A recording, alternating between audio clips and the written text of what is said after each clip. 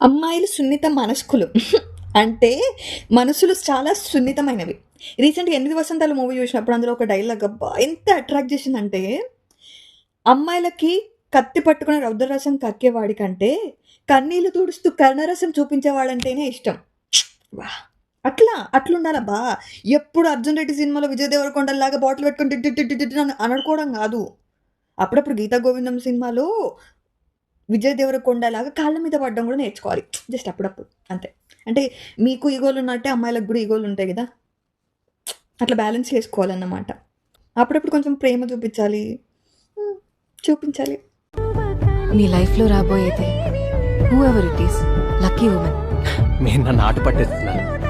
అమ్మాయిలకి కత్తి పట్టుకుని రౌద్రరసం కక్కేవాడి కంటే కన్నీళ్లు తుడుస్తూ కరుణరసం చూపించేవాడంటేనే ఇష్టం. అందుకే షీఈ్ లక్కీ అన్నాను.